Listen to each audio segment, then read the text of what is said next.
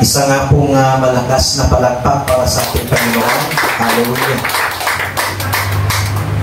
Sanay naman akong mag-isa dahil matagal na akong nag-iisa.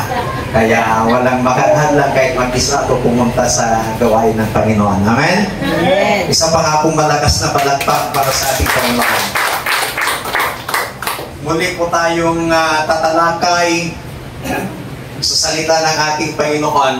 Ang ating pong pinag-usapan ay patungkol po sa blessed man. Mukhang hindi tayo makaalis-alis sa series na ito na salita ng ating pong Panginoon dahil napakaganda po na habang paulit-ulit po nating pinapakinggan ang salita ng Panginoon ay mas lalo po nating nauunawaan. Noong linggo po ay napag-aralan po natin yung tinatawag na the feeling of the blessed man. At ngayon naman po ay pag-usapan po natin itong tinatawag na the focus of the blessed man. Ano ba yung pinagfukusan? Saan ba dapat nakafocus ang ating pong paningin, ang ating pong buhay, ang ating pong pananampalataya?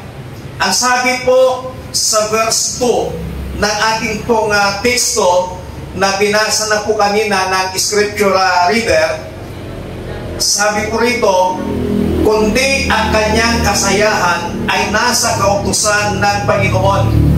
At sa kautusan niya, nagbubulay-bulay siya araw at gabi. So titingnan po natin ngayon yung unang focus ng blessed man ay study the Word of God. Kinakailangan tayo pong mga tinatawag na blessed man ay pinag-aaralan yung salita po ng ating pong Panginoon. Ano pong sabi sa 2 Timothy chapter 2 verse 15? Sa King James Version, study to show thyself approved unto God, a workman that needed not to be ashamed, rightly dividing the word of truth. Yung sinabi po dito na rightly dividing the word of truth. Kaya napakahalaga po na meron tayong pag-aaral sa salita ng ating pong Panginoon. Na sa mga bahay-bahay po natin, nag-aaral ka ng salita ng Panginoon. Nagbabasa ka ng salita ng ating Panginoon. Pinagbubulay-bulayan mo yung salita po ng ating Panginoon. Pinag-aaralan mo yung salita ng ating Panginoon, na habang pinag-aaralan natin yung salita ng ating Panginoon, mas lalong lumalalim yung pagkaintindi natin o pagkaunawa natin sa salita ng ating Panginoon. At kapag meron tayong narinig na iba yung tinuturo, alam na natin kaagad na mukhang iba yan yung sinasabi ng salita ng ating Panginoon. Kaya ang sabi po ni Apostol Pablo kay Timoteo na anak niya sa pananampalataya, ang sabi niya, rightly dividing the word of truth.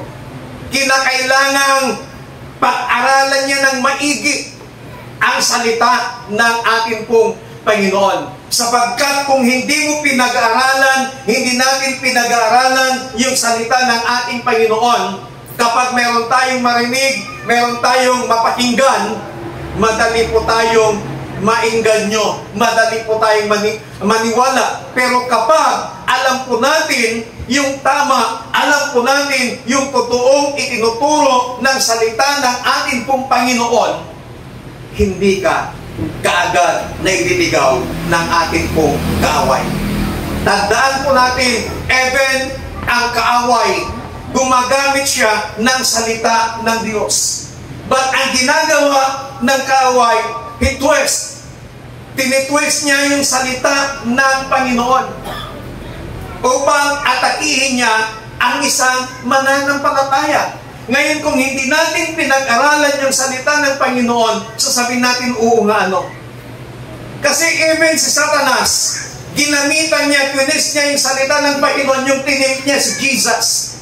Noong nasa fasting si Jesus ng 40 days, nagugutom si Jesus. At ang sinabi ni Satanas sa kanya, hindi ba ikaw ang makapangyarihang Diyos? Bakit hindi mo gawing tinapay ang batong ito para meron kang pagkain?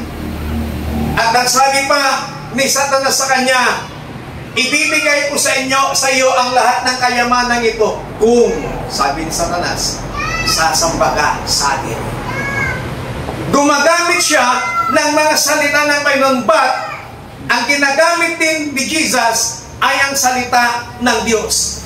Kaya nga lang, ang taktika ng kaaway, tinitwist niya, pinabaliktad niya yung salita ng Panginoon. Kaya bilang isang mananampalataya, napakahalaga po na ikaw at ako ay magkaroon ng pag-aaral ng salita ng Panginoon. Kapag sinabing pag-aaral ng salita ng Panginoon, huwag mong isipin na hindi naman ako magpapastora, hindi naman ako magpapastor, hindi ko kailangan yan. Kailangan po natin yan. Dahil ang salita ng Panginoon ang pundasyon ng ating pananampalataya. Kaya napakahalaga na alam nating ng tama, alam nating ipaliwanag, alam nating i-translate, alam nating maunawaan ang salita ng ating pong Panginoon. Pangalawa na focus ng blessed man, stand in the Word of God. Yung marunong niyang tayuan ang salita ng Panginoon.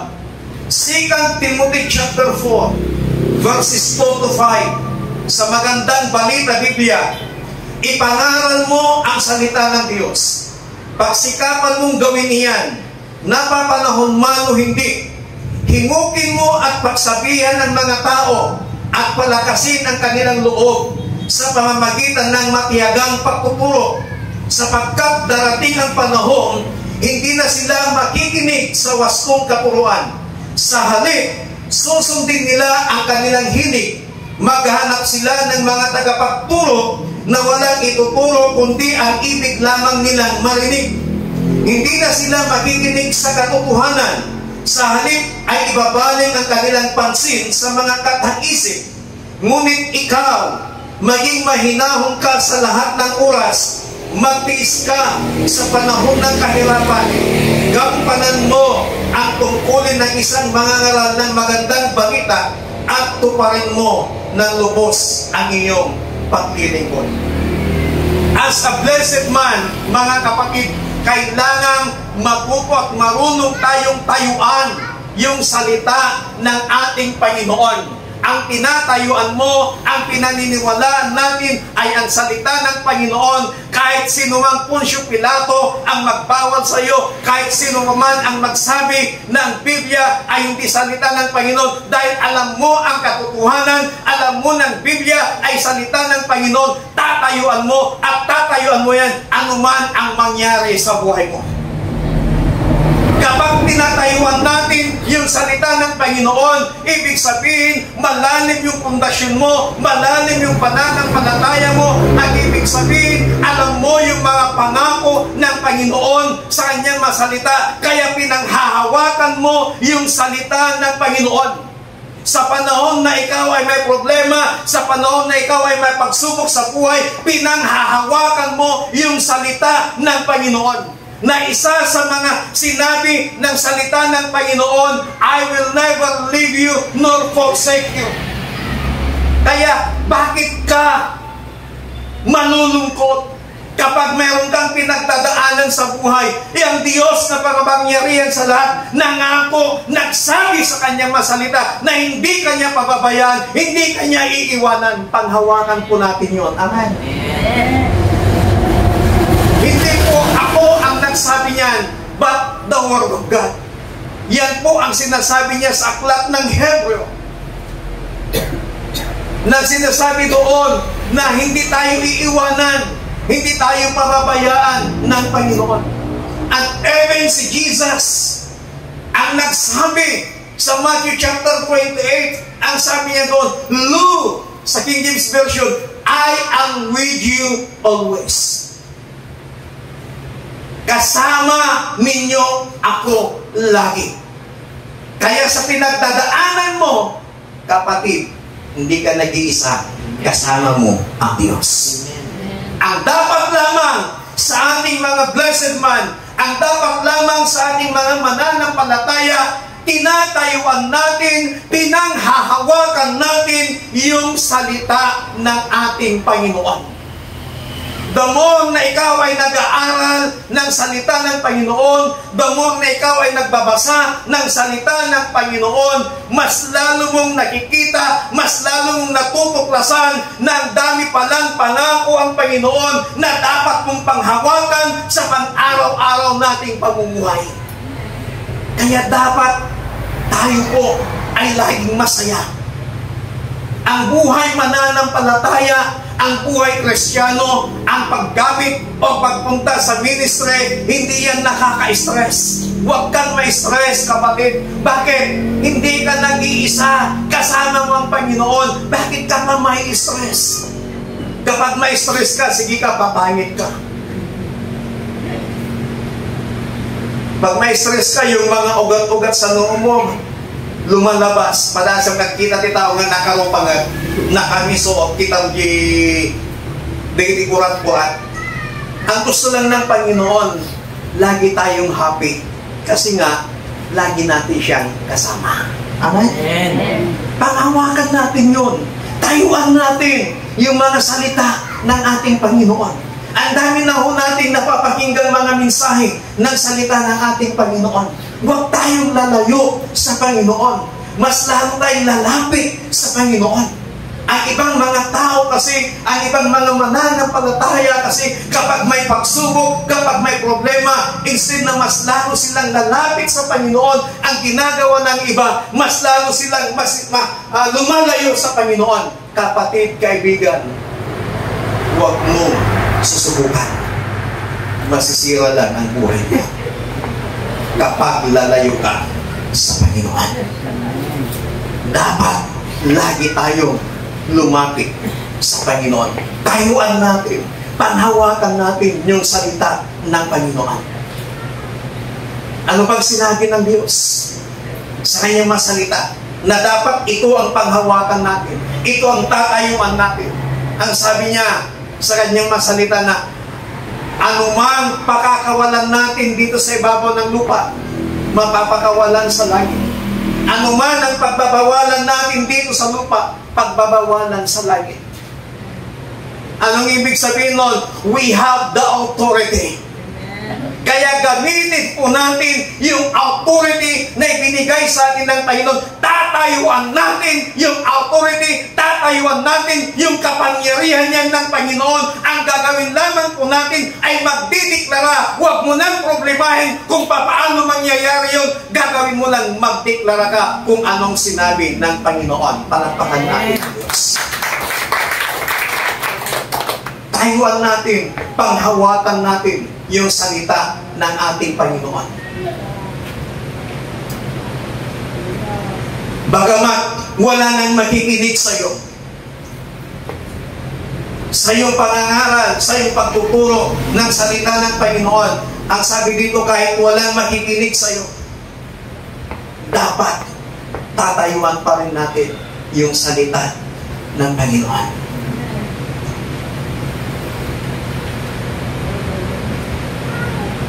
Huwag na huwag kang lalayo sa salita ng Diyos.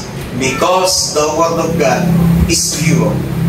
The Word of God give us peace. The Word of God give us joy. And the Word of God guide us to the Father. Guide us para makarating tayo sa lugar na inihanda ng ating Panginoon. Hindi ka ililigaw ng salita ng Panginoon. Panghawakan mo lang lagi ang salita ng Panginoon. Kahit saan ka magpunta, dapat may dala-dala kang salita ng Panginoon na pinanghahawakan mo araw-araw. Kapag walang-wala ka na, ang naalala mo, sinabi ng salita ng Panginoon, but my God shall supply all my needs. Lord, ito ang tinatayuan ko, pinanghahawakan ko ang salita mong ito. Alam kong hindi mo ako papabayaan, alam kong i-provide mo ang pangangailangan ko. Kapag ikaw ay may karamdaman, sinabi ng Diyos, I am the God that healeth thee. Panghawakan mo yon, tatayuan mo, sasabihin mo, Panginoon, ikaw ang nagsabi. Panghahawakan ko ang iyong mga salita. Tatayuan ko ang iyong mga pangako. Kapag nakita ng Diyos yung pananampalataya mo sa Kanya, then, yung desire ng puso mo, ipagkakaloob ng Panginoon. Pangatlo, search the Word of God. Kinakailangan matuto din nating saliksikin ang salita ng Panginoon. Kaya sa atin, very open po tayo na magbuklat, magbasa ng salita ng ating Panginoon.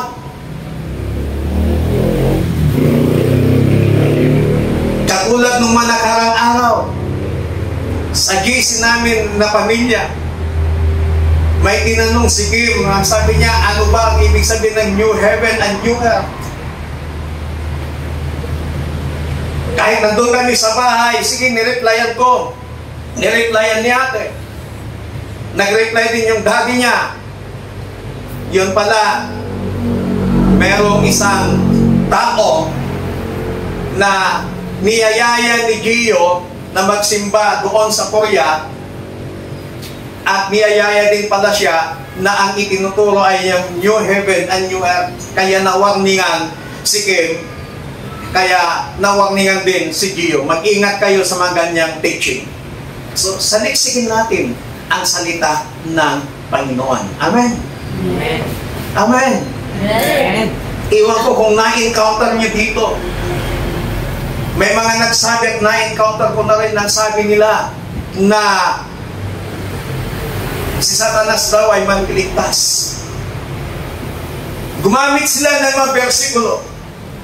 Kapag pinakinggan mo yung mga bersikulo ginamit nila, ano? Pero mula nung pinalayas ng Diyos, ito ang katotohanan, mula nung pinalayas ng Diyos si Satanas mula sa langit, mula nung nagrebelde sila sa Diyos, ang anghel wala na pong kapatawaran. Ibig sabihin, ang sabi ng Biblia, mas mataas pa tayo sa mga anghel. Mas special pa tayo sa mga anghel. Bakit? Nung tao ang nagkasala, may kapatawaran. Pero nung ang anghel ang nagkasala, nung si Lucifer ang nagkasala, kasamang 1/3 of angels, walang kapatawaran. Ibinagsak sila dito sa lupa. Kaya, ang sabi ng Biblia, sila ang nasa principalities of the air, nasa tangatan sila, nasa alapaap. Wala sila sa impyerno, nasa alapaap sila. Bakit? Naghahanap sila ng masisila. Naghahanap sila ng mabibiktimang tao. Naghahanap sila ng mabibiktimang Kristiyano. Kaya dapat saliksikin natin maigi ang salita ng Panginoon as a blessed man. Pang-apat at ang panghuli, share the word of God. As a blessed man, kailangan matuto tayong mag-share ng salita ng Panginoon. Lahat tayo may mga kaibigan. Lahat tayo may mga kamag-anak. Yung pag-message mo lang sa kanya ng isang verse ng Biblia, pag araw-arawin mo yun, instead na good morning, versikulo lang ng Biblia ang ibibigay mo. Nag-share ka na word of God, no? Ang pagbabahagi ng salita ng Panginoon ay hindi lamang yung mga ngaral ka. Ang pagbabahagi ng salita ng Panginoon ay hindi lamang mag-house to house ka, kundi ang pagbabahagi ng salita ng Panginoon. Gamitin natin ang social media para may bahagi ang salita ng Panginoon. Kahit isang versikulo lang na nagsisend ka ng isang versikulo sa mga kakilala mo, mga kaibigan mo, doon nila marirealize, Kristiyano to. Huwag nating sayangin. Magbahagi ka ng salita ng Panginoon, mag-share ka ng salita ng Panginoon. Huwag ka lang aatake ng pananampalataya ng iba. Pure Word of God lang ang i-share mo. Kasi sa akin, ang salita ng Panginoon hindi pinag-aawayan, hindi pinagdidibatihan, pinag-aaralan. Meron minsan humamon sa akin, debate daw kami. Pero nung sabi ko sa kanya, okay, mag-debate tayo, papakinggan ko yung stand mo, papakinggan mo rin yung stand ko. Pakinggan mo lang, pakinggan mo din ako. Hindi tayo mag-aaway. Sabi ko sa kanya. At kapag naibahagi mo yung stand mo, pag-aralan ko. Kung naibahagi ko yung stand ko, pag-aaralan mo din. Saka tayo ulit magkita. Pero dapat gagamit tayo ng Biblia. Ay, hindi! Sabi niya, huwag tayong gagamit ng Biblia. Wala tayong dapat pag-usapan kung ayaw mong gumamit tayo ng Biblia. Kasi Diyos ang pag-usapan natin, salita ng Panginoon ang batayan natin. Pero kung ayaw mong gumamit tayo ng Biblia at yung libro nyo ang gagamitin natin, huwag na. So dapat tayong mga blessed man, marunong tayong magbahagi ng salita ng Panginoon. Now, 4 na focus ng blessed man. Yung una na focus, study the Word of God. Pangalawa, stand in the Word of God. Pangatlo, search the Word of God. And then, share the Word of God. At ang sabi ng Joshua, chapter 1, verse 8, this book of the law shall not depart out of thy mouth, but thou shalt meditate therein day and night, that thou mayest observe to do according to all that is written therein. For then thou shalt make thy way prosperous, and then thou shalt have good success. Sabi pa ng Panginoon, it is written, man shall not live by bread alone, but by every word that proceeded out of the mouth of God. Pahalagahan po natin ang salita ng Panginoon. Diyan, papahalagahan kami niya. Tayo pong lahat ay tumayo. Awitin na po natin yung ginamit po natin kanina sa worship. Na yan sana yung panalangin natin sa Panginoon. Na tatayo tayo, sasamba tayo sa Kanya. Anumang mangyari sa ating mabuhay, hindi tayo lalayo, hindi tayo kakalas sa Panginoon, hindi tayo magtatampo sa Diyos, kundi mas lalo natin yayakapin, mas lalo natin mamahalin, mas lalo natin sasambahin ang ating Diyos na buhay. Na sa hapon pong ito, isa lamang ang gusto ng Panginoon sa buhay po natin, yung sambahin natin siya na ating buong puso at atin siyang kilalanin ng maigi sa ating mabuhay. Kaya mula sa inyo pong kinatatayuan, mga kapatid, meditate po natin yung message ng song na ito, na sana gawin nating desire ng ating mga puso. Hallelujah.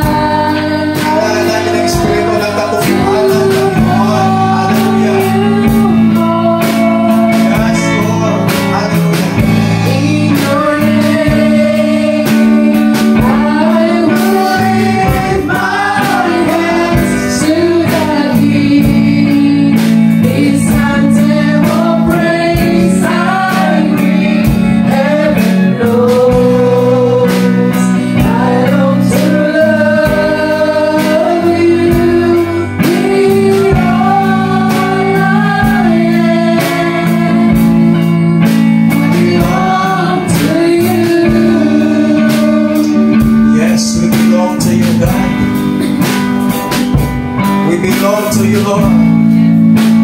We belong to your family, O God. Hallelujah. We have belong to God's family. Kaya sa hapong ito, Panginoon, kailangan namin ng iyong banal na Espiritu na siyang patuloy na mag-guide, gumabay sa amin, na magbigay sa amin, Panginoon, ng pagpupursigi, na pag-aaral na iyong mga salita, pagpupursigi, Panginoon, upang patuloy namin sa liksigi ng iyong mga salita, pagpupursigi, na tatayuan, pag-aawakan namin ang iyong mga salita, na whatever circumstances, whatever situations na darating sa aming mabuhay, hindi kami lalayo sa iyong mga salita, kundi mananatili kami, Panginoon, dahil ang iyong mga salita ang nagbibigay buhay, ang iyong salita ang nagbibigay kapayapaan, ang iyong salita ang nagbibigay ng kagalakan, ang iyong salita, Panginoon, ang nagbibigay sa amin ng katagumpayan. Panginoon, dalangin ko sa hapon ito, banal na Espiritu, patuloy kang kumilos sa aming mabuhay, patuloy kang manahan sa aming mapuso, patuloy kang manahan sa aming buhay, at i-guide mo kami ayon sa kalooban ng Diyos Ama. Precious Holy Spirit, give us wisdom, give us desire, bigyan mo kami ng kasabihan na pag-aralan, basahin ang salita ng Diyos, at bigyan mo kami ng pangunawan na habang binabasa namin ang salita ng Panginoon, anumang version, makuunawaan namin kung anong ibig mong sabihin. And Holy Spirit, help us, give us courage to share your word, to share your gospel to others. Tulungan mo kami, Panginoon, give us wisdom na magamit ang social media para may bahagi ang iyong mga salita. Salamat mo ng marami. Help us, Lord. Help us to share your gospel. Na kahit may maniniwala, wala man makikinig sa pagbabahagi namin ay masalita. But Lord, ibigay mo sa aming mapuso ang pagnanasa na ipapahagi ang iyong mga salita sa mga tao na hindi pa po nakakarinig, sa mga tao na kung saan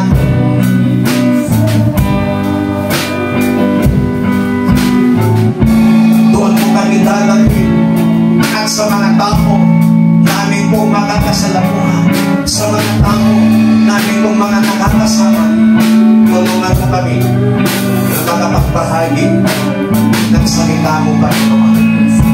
Nagsisabi naman yung pagbabahagi namin ng yung salita ay ang mag-sermon kami sa kanila. But Lord, every Bible verse, bigyan mo kami ng courage para makapag-share sa kanila. At habang kami po ay mag-share ng mga talata ng Biblia, talata ng salita mo sa aming mga kaibigan, sa aming mga kakilala, Panginoon, gamitin mo ang salita mong ito para ma-enlighten ang bawat mapahaginan ng mga talata na iyong salita, Panginoon. Dahil ang iyong salita ay buhay at nagbibigay ng buhay. Salamat po ng marami sa hindi po na ito nagkakatiwalan natin. Salamat po. Ito ang aming panalangin sa matamis na pangalan ng aming Panginoon Jesus. Ang lahat ay magsabi na